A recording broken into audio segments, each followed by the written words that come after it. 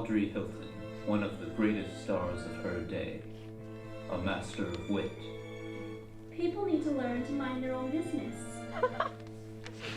Or else, I'll be forced to mind it for them. Drama. I did it. I killed you. It was easy, really. Just a knife to the heart. She was America's sweetheart, making audience after audience fall in love with her. And that's what you love about me. Winner of the Academy Award for Best Actress. I thought I'd find you here. What are you thinking? Oh, I don't know. About how much I enjoy sitting here undisturbed. The defining voice of a generation, Audrey Hilton. Jennifer!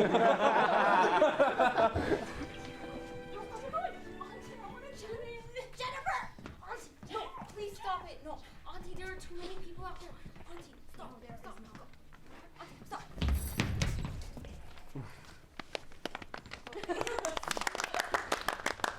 More of you than I expected. Okay, well, thank you for coming out and supporting the Save the Hilton Theater campaign. Yeah. Oh.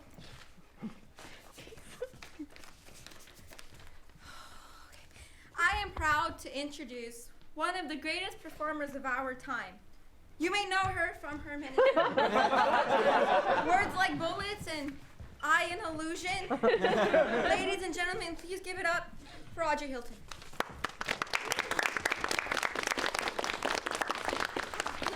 There's less of you than I expected. Well, quality over quantity, right? Welcome, ladies and gentlemen. And let's give another round of applause for my niece, Jen, bravely doing the job you all so do.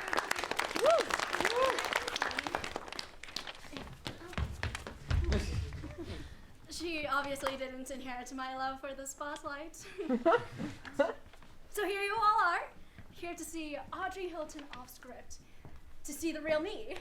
Not the me from my many successful film roles or the me from the tabloids. Not that I've been in the press much recently.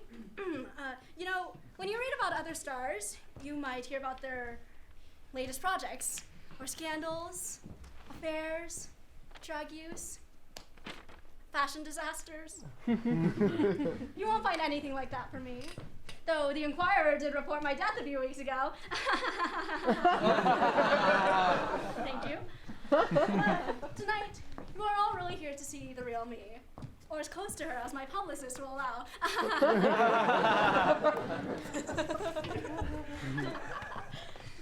But, of course, you're all really here to save the Hilton Theater.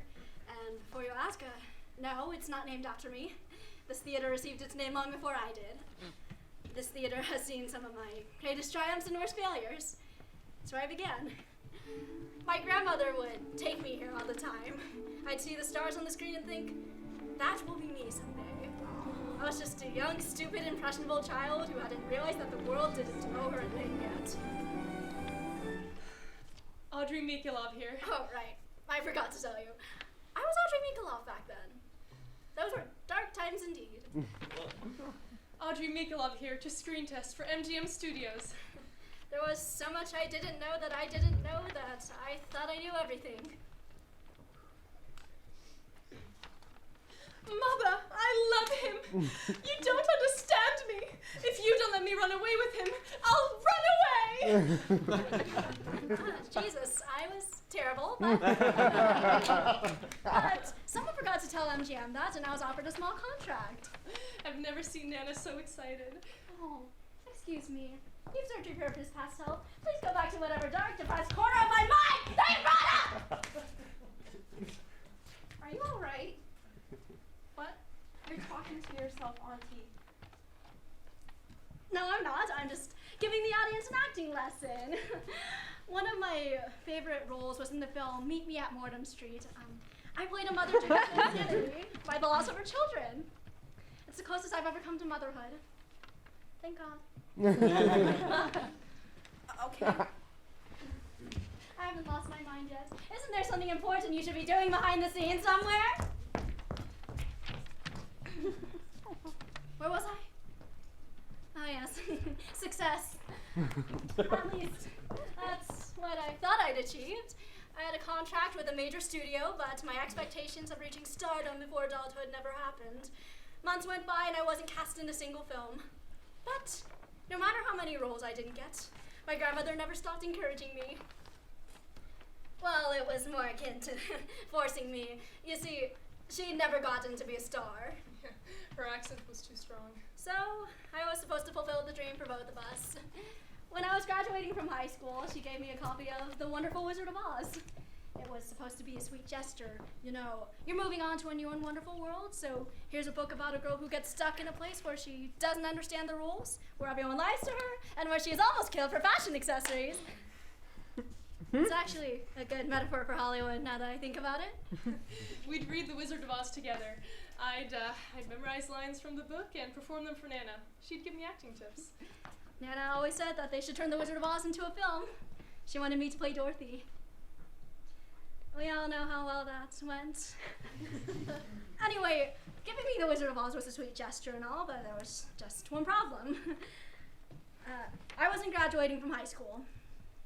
I was still in middle school, and Nana didn't know that because she had Alzheimer's. Didn't stop her from memorizing all the lines with me, though. Toto, I've got a feeling we're not in Kansas anymore. We must be somewhere over the rainbow. The film wasn't even made yet. Anyways, they couldn't let Dorothy Gale, the all-American girl, be played by someone named Audrey Mikhailov, could they? But that doesn't matter anymore, does it, comrades? I actually like the sound of that. Maybe I'll stick with it. Add a little communist flair to the evening. I was actually really reckless back in the day. It wasn't career-ending or anything. It was honestly nice to see my name next to so many vastly more famous ones. Oh, comrades, my niece is gesticulating wildly at me. Stick to the cards, I believe she's mouthing. Oh, yes, I use cue cards for all my shows. I gave up memorizing my lines years ago. What's next? No. I paid 2 weeks from you. No.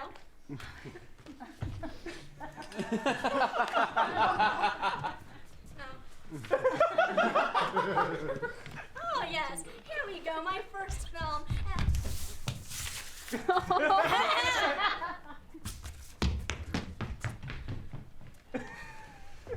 My first film.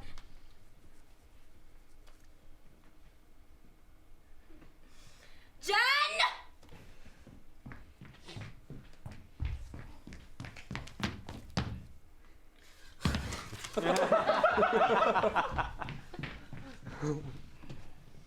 My first film, and as chance would have it, I found out I got the part in the Spaghetti Theater. Nana found out and came running down to tell me. We only lived a few blocks away, but still, it was a trek for a woman who refused to leave her chair. Well, she only did that to get out of doing any work. See, I was sitting... Excuse me. I don't know who this is. Sorry. Yeah, I was sitting right here, watching City Lights. She somehow got past the ticket booth and ran into the theater and started jumping up and down in front of the screen, shouting that I'd gotten the part. We were screaming so loud, we had to be escorted out of the theater. Yeah, it was a small part, obviously. The dutiful daughter, most of the lines being, yes, Ma, or thank you, Ma, but as long as the camera was pointed at me, I couldn't be any happier. The only problem was it wasn't pointed at me long enough. Unfortunately, the film was what the industry calls Utter bullshit. a flop. It was the worst film I ever did, and some of the director's best work. Needless to say, I didn't receive any better roles afterwards. My career, which was only in its infancy, was practically dead. I scraped my way into adulthood doing bit parts in B pictures. Then my contract expired, and MGM chose not to renew it. Apparently, I was difficult to work with. I had a hard time keeping my opinions to myself. I was right, though. Oh, right or wrong, I lost my job. It was 1934. Everyone lost their job. At least I was in good company. Including Pa. I've been the only one making any money in the family. And now we didn't even have that. Anyway, I had no other choice but to drop out of school and get to work. A former coworker took pity on me and found me a job as a secretary in his brother's law firm. Hello, this is Bates and Gates Law Firm. How may I help you? Sometimes I'd switch it up. Hello, this is Gates and Bates Law Firm. How may I help you? Yeah, it wasn't my most prestigious work. They tease me all the time about my phony Hollywood accent. They called me Miss Starlet. Needless to say, I didn't last long. The lure of Hollywood was too strong. I wasn't done yet. So I decided to go back to Hollywood. Not an easy thing to do. I signed up for diction lessons, acting lessons, singing lessons. I signed up for every single beauty pageant in the city. I did everything I could to drum up talk in the papers. They had no choice but to pay attention to me. I bothered everyone I knew in the industry for the chance to screen test. See, I wasn't the same as before. They say in Hollywood all you need is dedication, talent, and a lot of luck. But that's not true. You need desperation too. And I learned desperation then. Acting wasn't a choice I had the luxury of making. I had to do it, so I was reborn, a new person, a metaphorical phoenix rising from the ashes, complete with a new name. Audrey Hilton here to screen test for Warner Brothers. It was Nana's idea to use the name of this theater. She thought it was fitting. And it worked. I was offered a contract with Warner Brothers. Audrey Mikola was a name only fit for background parts. But Audrey Hilton, that was a name that could be on a marquee. I celebrated my first leading role and my 21st birthday by sharing my first drink with the rest of the cast. Well, first legal drink. But not everything was perfect. In 1938, MGM released The Wizard of Oz. And guess who wasn't cast as Dorothy? What? Comrades, my niece is gesturing at me again. It was 1939. I can't hear you. Just come here.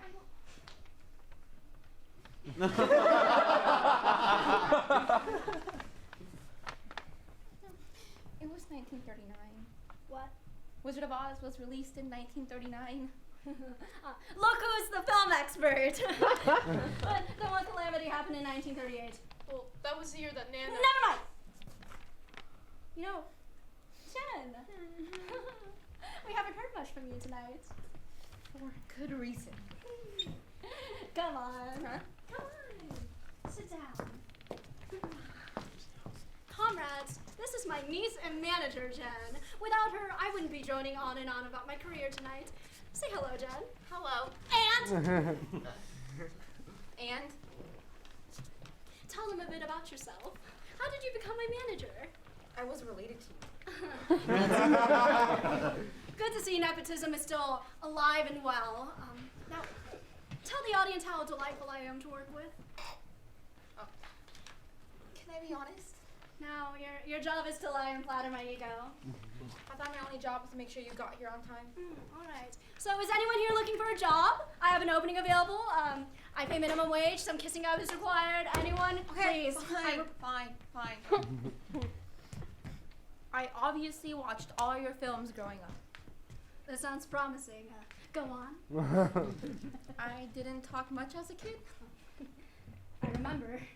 and seeing you in all those films, you knew exactly what to say. Oh, that's because I had a script steer. I wish you actually used it sometime. You're almost ready. Can I go now? Oh, yes. You're early stuff. Jen, everyone.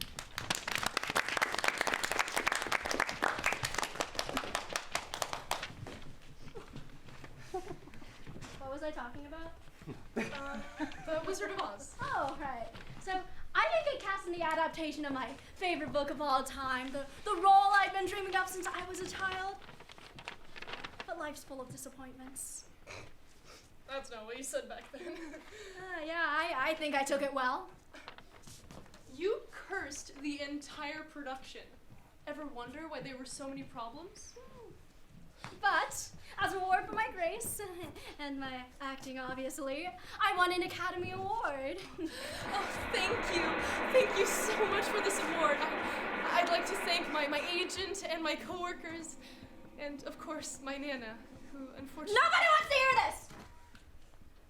Literally, no one in the world cares about acceptance speeches.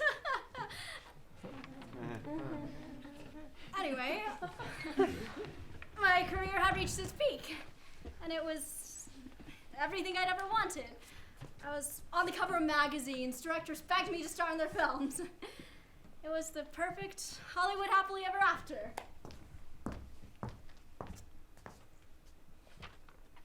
And that, comrades, is where I will leave you But for... that's not the end. Yes, it is. Well, what about when they stopped sending you parts? When you stopped being young enough for that? That's a little depressing, isn't it? I was aiming for a happy ending. Well, what about when they stopped sending you scripts? Don't you remember that? Yes, that was a low point. But it was okay. I was tired of the industry anyways. There were other things I wanted to pursue. They forced you out. Things were changing. They forgot about us. I was ready to be done. Then why did you stop? Why did you keep going? It was always just one more film and then you'd retire, one more job, one more event, talking to a captive audience. There are highs and lows in every career. Nana always said that the lows are just the price Please you pay stop for the reading. highs. Please I'm out of look at me! What do you want from me? Tell me about Nana.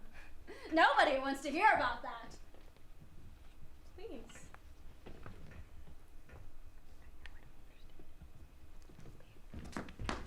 Okay. Okay.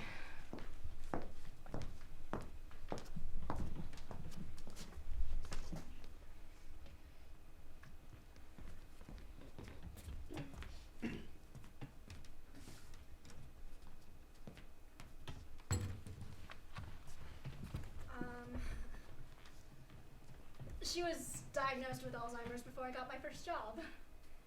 You know, some people with the disease get very angry.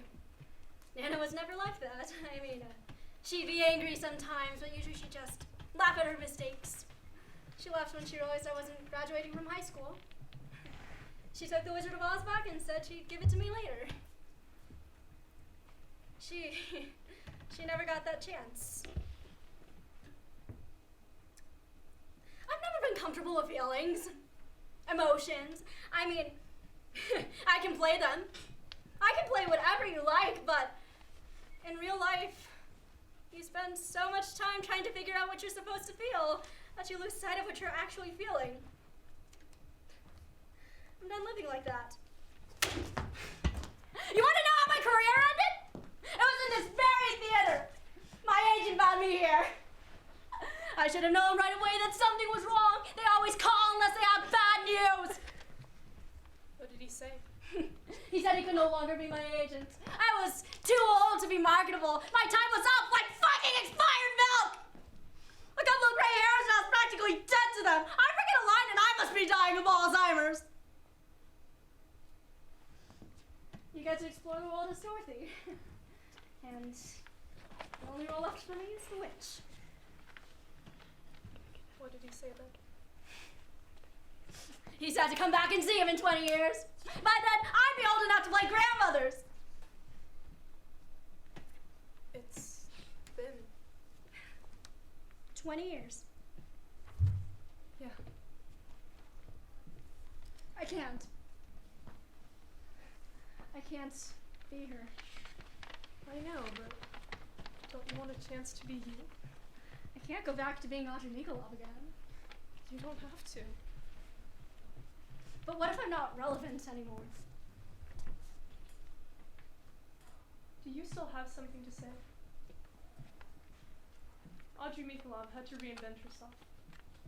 Can Audrey Hilton do that? You know,